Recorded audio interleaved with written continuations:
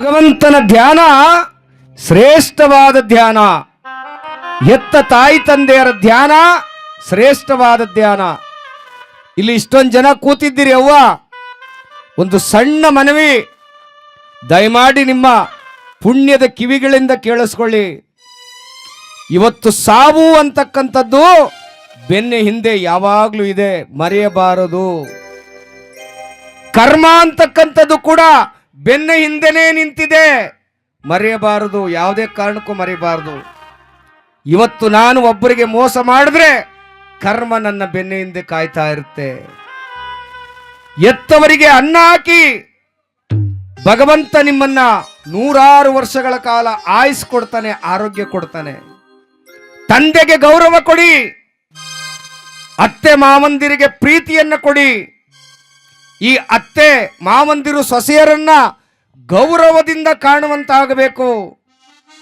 ಕೇವಲ ಸೊಸೆ ಮಾತ್ರ ಅವ್ರಿಗೆ ಪ್ರೀತಿ ಕೊಟ್ಟರೆ ಸಾಲದು, ಅತ್ತೆ ಮಾವಂದಿರು ಕೂಡ ಸೊಸೆಯರನ್ನ ಪ್ರೀತಿಯಿಂದ ಕಾಣುವಂತಾಗಬೇಕು. ಯಾಕೆ ಅಂದ್ರೆ ಇವತ್ತು ಕಾಲವೆಲ್ಲ ವಿಷವಾಗ್ತಾ ಇದೆ. ಕುಡಿಯೋ ನೀರು ವಿಷ, ನಾವು ಸೇವಿಸ್ತಾ ಇರೋ ಗಾಳಿ ವಿಷ, ತಿಂತಾ ಇರೋ ಅನ್ನಗಳು ವಿಷವಾಗ್ತಾ ಇದೆ. ಅಣ್ಣನ ಕಂಡ್ರೆ ತಮ್ಮನಿಗಾಗ್ತಾ ಇಲ್ಲ, ತಮ್ಮನ ಕಂಡ್ರೆ ಅಣ್ಣನಿಗಾಗ್ತಾ ಇಲ್ಲ, ಅಕ್ಕನ ಕಂಡ್ರೆ ತಂಗಿಗಾಗೋದಿಲ್ಲ, ತಂಗಿ ಕಂಡ್ರೆ ಅಕ್ಕನಿಗಾಗೋದಿಲ್ಲ, ಇವ್ರು ಯಾರನ್ನು ಕಂಡ್ರೆ ಊರವ್ರಿಗೆ ಆಗೋದಿಲ್ಲ. ಇವತ್ತು ನಾನು ಅಂತಕ್ಕಂಥ ಅಹಂಕಾರ ಪ್ರತಿಯೊಬ್ಬರಲ್ಲೂ ತುಂಬಿ ತುಳುಕ್ತಾ ಇದೆ, ನನ್ನನ್ನು ಸೇರಿದ ಹಾಗೆ. ಯಾಕೆ ಅಂದರೆ ಭಗವಂತ ಎಲ್ಲವನ್ನೂ ಸಹಿಸ್ಕೊಳ್ತಾನಂತೆ, ಆದರೆ ನಾನು ಅಂತಕ್ಕಂಥ ಅಹಂಕಾರವನ್ನು ಅವನು ಸಹಿಸ್ಕೊಳ್ಳೋದಿಲ್ಲ. ಯಾರ ಬಾಯಲ್ಲಿ ನಾನು ಅಂತ ಬರುತ್ತೋ ಅವರಿಗೆ ಭವಿಷ್ಯವಿಲ್ಲ ಅಂತ. ನಿಮ್ಮ ಮಕ್ಕಳಿಗೆ ಹೇಳ್ಕೊಡಿ, ಅಹಂಕಾರ ಪಡಬೇಡ ಕಂದ, ಅಹಂಕಾರ ಪಟ್ಟವರು ಯಾರು ಉಳಿದಿಲ್ಲ ಈ ಜಗತ್ತಿನೊಳಗಡೆ. ಅಹಂಕಾರದಿಂದ ಮೆರೆದವರು ಯಾರು ಉಳಿದಿಲ್ಲ ಈ ಜಗತ್ತಿನೊಳಗಡೆ. ಪ್ರೀತಿಯನ್ನು ಕೊಟ್ಟವರು ಎಲ್ಲರೂ ಉಳಿದಿದ್ದಾರೆ. ನೋಡಿ, ಪ್ರೀತಿ ಅಂದ್ರೆ ಹೇಗಿರ್ಬೇಕು ಅಂದ್ರೆ, ಶ್ರವಣ ಕುಮಾರನಂತ ಒಬ್ಬ ಹುಡುಗ ತನ್ನ ತಾಯಿ ತಂದೆಗೆ ಕಣ್ಣಿಲ್ಲ.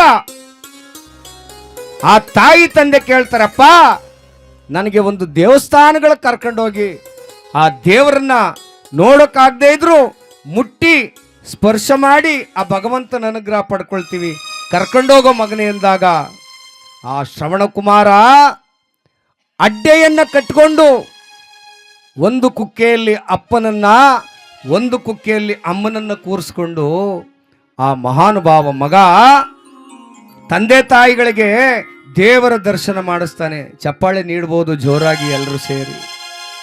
ಇದು ತಾಯಿ ತಂದೆಗೆ ಕೊಡುವಂತ ಗೌರವ, ಎತ್ತ ತಾಯಿ ತಂದೆಗೆ ಕೊಡುವಂತ ಗೌರವ. ಇವತ್ತೇನಾಗ್ತಾ ಇದೆ, ಅಪ್ಪ ಅಮ್ಮ ಮನೆಯಲ್ಲಿ ಯಾಕಾದ್ರೂ ಬದುಕಿದ್ದಾರೋ ಅಂತ ಮಕ್ಕಳು ಶಾಪ ಆಗ್ತಾ ಇದ್ದಾರೆ. ನಾನು ಕತೆ ಹೇಳ್ತಾ ಇಲ್ಲ, ನಿಜವಾದ ಪರಿಸ್ಥಿತಿ ಹೇಳ್ತಾ ಇದ್ದೀನಿ. 5 ಮಕ್ಕಳು ಒಂದು ಊರಲ್ಲಿ. ತಾಯಿಗೆ ಮಕ್ಕಳು ಕಂಡ್ರೆ ಎಲ್ಲಿಲ್ಲದ ಪ್ರೀತಿ. 5 ಮಕ್ಕಳಿಗೂ ಒಳ್ಳೆ ಮನೆ ಕಟ್ಸ್ಕೊಟ್ಟವಳೆ ಪುಣ್ಯಾತ್ಗತಿ. ಆ 5 ಮಕ್ಕಳು ಆ ಅಮ್ಮನ್ನ ಒಂದು ಸೆಡ್ಡಲ್ಲಿ ಇಡ್ಸವ್ರೆ. 5 ಮಕ್ಕಳು ಹೊಸ ಕಟ್ಟವ್ರೆ, ಒಳ್ಳೆ ಹಸು ಹಾಲು ಕರಿತಾ ಇದ್ದಾರೆ. ಡೈರಿಗೆ ತಗೊಂಡೋಗಿ ಹಾಲು ಹಾಕ್ತಾರೆ. ಇವಮ್ಮ ಡೈರಿಗೆ ಹೋಗ್ಬಿಟ್ಟು 10 ರೂಪಾಯಿ ಕೊಟ್ಟುಬಿಟ್ಟು ಒಂದು ಪಾಯಿಂಟ್ ಹಾಲು ಬಿಡಿಸ್ಕೊಬಂದು ಕಾಫಿ ಕುಡಿತಾ ಇದ್ದಾಳೆ. ನಾಚಿಕೆ ಆಗಲ್ವಾ ಮಕ್ಕಳಿಗೆ? 5 ಜನ ಮಕ್ಕಳು ಒಂದೊಂದು ತೊಟ್ಟು ಹಾಲು ಕೊಟ್ಟಿದ್ರು ಆ ತಾಯಿ ಹೊಟ್ಟೆ ತುಂಬ ಹೋಗ್ತಿತ್ತಲ್ಲವ. ಈ ಮಕ್ಕಳಿಗೆ ಹಾಲು ಕುಡಿಸುವಾಗ ಆ ತಾಯಿ ಯಾವತ್ತಾದ್ರೂ ಒಂದು ಮಕ್ಕಳಿಗೆ ಜಾಸ್ತಿ ಒಂದು ಮಕ್ಕಳಿಗೆ ಕಮ್ಮಿ ಕುಡಿಸಿದ್ಲ? ಎಲ್ಲ ಮಕ್ಕಳಿಗೂ ಎದೆ ಹಾಲನ್ನ ಪ್ರೀತಿಯಿಂದ ಕುಡಿಸಿದ್ಲಲ್ಲ ಸಮನಾಗಿ. ಆ ತಾಯಿಗೆ ಕೊಡುವಂಥ ಗೌರವನೇ ಇದು. ಅದಕ್ಕಾಗಿ ನೋಡ್ರವಾ, ದೇವರು ಸರ್ವಾಂತರಯಾಮಿ, ಎಲ್ಲ ಕಡೆ ಇದ್ದಾನೆ. ಪೂಜೆ ಪುನಸ್ಕಾರ ಮಾಡಿ ಬೇಡ ಅಂತ ಹೇಳೋದಿಲ್ಲ, ಆದರೆ ವಯಸ್ಸಾದವರಿಗೆ ಪ್ರೀತಿಯಿಂದ ನೋಡ್ಕೊಳ್ಳಿ, ಅವ್ರಿಗೇನು ಅನ್ಬೇಡಿ. ಯಾಕೆ ಅಂದರೆ ನಾವು ಚಿಕ್ಕವರಾಗಿದ್ದಾಗ ನಮ್ಮನ್ನು ಬಹಳ ಪ್ರೀತಿಯಿಂದ ನೋಡ್ಕೊಂಡಿದ್ದಾರೆ ಅವರು. ಇವತ್ತು ಅವ್ರಿಗೆ ವಯಸ್ಸಾಗಿದೆ, ಕಷ್ಟನೋ ಸುಖನೋ ಒಂದು ತನ್ನಾಕಿ ಸ್ನಾನ ಮಾಡಿಸಿ ಮನೇಲಿ ಕೂತಿರ್ಲಿ ಹಿರಿಯವರು ಅಂತ ಎಷ್ಟು ಧೈರ್ಯ ಗೊತ್ತಾ? ಅವರಿದ್ರೆ ಎಷ್ಟು ಧೈರ್ಯ ಗೊತ್ತಾ? ಅವ್ರು ಹೋದ ಮೇಲೆ ನಮಗೆ ಅನಾಥ ಪ್ರಜ್ಞೆ ಕಾಡುತ್ತೆ. ಅದಕ್ಕೆ ಹಂಗಾಗಬಾರ್ದು. ಆ ತಾಯಿ ತಂದೆಯರ ಸೇವೆ ಮಾಡೋದು ನಮ್ಮೆಲ್ಲರ ಕೆಲಸವಾಗಬೇಕು ಎಂಬುದಾಗಿ ಹೇಳ್ತಾ, ಕಳೆದುಕೊಂಡ ಅಮ್ಮ ನಿನ್ನ ಎಲ್ಲಿ ಹುಡುಕಲಿ ತಾಯಿ, ಎಲ್ಲಿ ಹುಡುಕಲಿ ತಾಯಿ.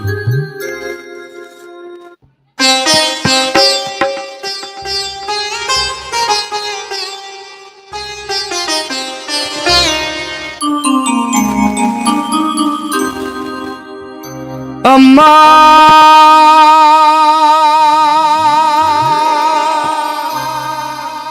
ಅವ್ವ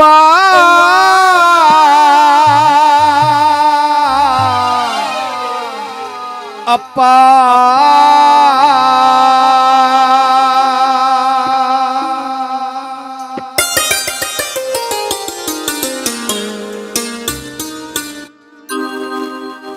ನಾನು ಇಷ್ಟೊಂದು ಪ್ರೀತಿಯಿಂದ ಹೇಳ್ತಾ ಇದ್ದೀನಿ.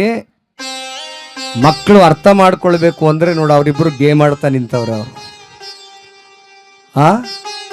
ರಾತ್ರಿ ಹೊತ್ತು ಬಿಡುದಿಲ್ಲ, ಸ್ಕೂಲಲ್ಲೂ ಬಿಡುದಿಲ್ಲ, ಈಗಲೂ ಬಿಡುದಿಲ್ಲ ಮೊಬೈಲ. ಇಬ್ರು ಗೇಮ್ ಆಡ್ಕ ಕೂತವ್ರೆ. ಕಣ್ಣು ನೋಡಿ ನೋಡಿ ನೋಡಿ ಆ ಮೊಬೈಲ್ ನೋಡಿ ನೋಡಿ ಹಂಗಾಗಿದೆ. ಮಕ್ಕಳಿಗೆ ತಾಯಿ ತಂದೆಯರ ಗೌರವವನ್ನು ತಿಳಿಸ್ಕೊಡುವಂತಾಗಬೇಕು. ಆ ಮಕ್ಕಳು ಬುದ್ಧಿ ಕಲಿಬೇಕು. ಈ ವಯಸ್ಸಿಗೆ ಅಷ್ಟು ದೊಡ್ಡ ಮೊಬೈಲ್ ಕೊಟ್ರೆ ಮುಂದೊಂದು ದಿನ ಅವನು ಇನ್ನೂ ದೊಡ್ಡದು ಹಿಡ್ಕತ್ತಾನೆ. ಸರಿಯಾ ತಪ್ಪವ್ವ? ಮಕ್ಕಳು ಹಾಳಾಗ್ತಾ ಇರೋದೇ ಇಂಥ ದುಷ್ಕೃತ್ಯಗಳಿಂದ. ಅದಕ್ಕಾಗಿ ತಾಯಿ ತಂದೆ ಗೌರವ ಕೊಡೋದನ್ನ ಕಲಿರಪ್ಪ. ಕಳೆದುಕೊಂಡ ಅಮ್ಮ ನಿನ್ನ ಎಲ್ಲಿ ಹುಡುಕಲಿ, ಮತ್ತೆ ಪಡೆವ ಭಾಗ್ಯವುಂಟೆ ನನ್ನ ಹಣೆಯಲಿ. ಕಳೆದುಕೊಂಡ ಅಮ್ಮ ನಿನ್ನ ಎಲ್ಲಿ ಹುಡುಕಲಿ, ಮತ್ತೆ ಪಡೆವ ಭಾಗ್ಯವುಂಟೆ ನನ್ನ ಹಣೆಯಲಿ.